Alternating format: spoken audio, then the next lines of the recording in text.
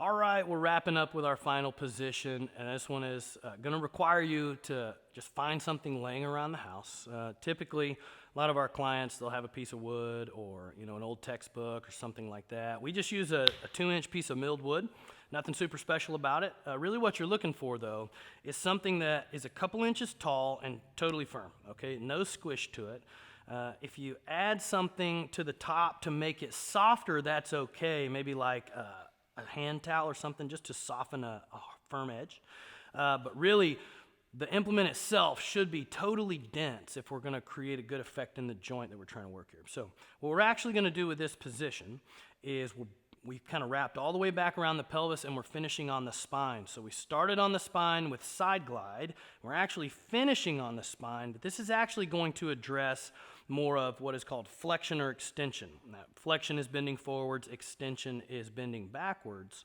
But because of the way the spine is knit together, having individual segments, what we see is that L5, which is the last lumbar segment, sits on top of the tailbone, S1, and it actually gets stuck in extension locally. Just the one segment seems to be stuck extended. So what we do is we actually block the body into a position that allows that L5 right here to move into a better relationship with S1 or the tailbone. And restore the ability to flex and extend normally. And so we're going to hang out in a position for about 5 minutes. I'll show you that in just a sec. Then we're actually going to do a movement on top of the block to restore some of the movement into the spine itself. So there's one key element to this that you absolutely have to get right, or we're not going to get the right result here. And what that is you've got 2 bony knots that sit on either side of the tailbone, pretty high. And the block actually needs to go just below those. So those knots right here on me, and then the block goes just below. We're actually going to do this laying on the table, but you won't be able to see that once I'm laying on it. The reason this is so important is those 2 bony knots actually mark the line where L5 stops and the tailbone begins. And this is very important because we want the spine to be able to move, but the pelvis to be kind of locked in place. So finding that spot is going to be really the critical element in how effective this position is. And the other one is when you start to do your movements on top of that, it's going to allow the spine to move while the pelvis actually stays really stable, and that's what we're looking for. So you'll know you have this in the right spot. You should be able to feel those bony knots in your back and be able to get the block really close to those. But what you're going to notice when you have it in the right spot is that it doesn't feel like it's on your butt, and it also doesn't feel like it's on your back. It will literally feel like, yeah, that's right in between the two, and it should feel pretty dense there because there's not a lot going on there. It's really just your skin and then right down to the bones, okay? So use that as your guide to really know. Find the bony knots, position as close to it as you can, but if you feel like it's on your butt or it's on your back, you're just going to move it up or down until you find the sweet spot where it doesn't feel like it's on either.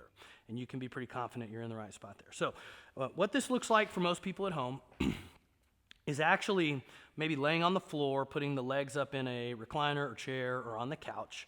And we want to get into kind of this 90-90 position. It doesn't have to be exact 90, but really the legs should be fully supported and you should be able to totally relax here. Then what you're going to do is raise up, and you're going to position the block right where those bony knots are, just below those. And for me, that's right there. And then you're just going to hang here for 5 minutes. Now, there's only 2 things we hear with this position. It doesn't feel like much, and that's okay. Just trust that gravity's doing its thing. For the right person, this feels like $1,000,000. And so if that's you, we're happy for you. If that's not you, do it anyway and just trust the process, knowing that gravity is helping your spine move into a little better position, okay? So remember, you're going to hang here for 5 minutes, and then the final component of this is once that 5-minute timer ticks away, we're going to do what's called a posterior pelvic tilt, where you're actually flattening the spine out onto the table, rolling the pelvis backwards, okay? So you're going to roll backwards and then relax, back to neutral. Don't want to go the opposite direction, just backwards and then relax, backwards, then relax. We're actually looking for 30 reps, 30, okay? And once you complete those 30 reps, you can remove the block, roll over, get up however you feel is comfortable for you. And that completes the Keystone Reset program. Keystone Reset program.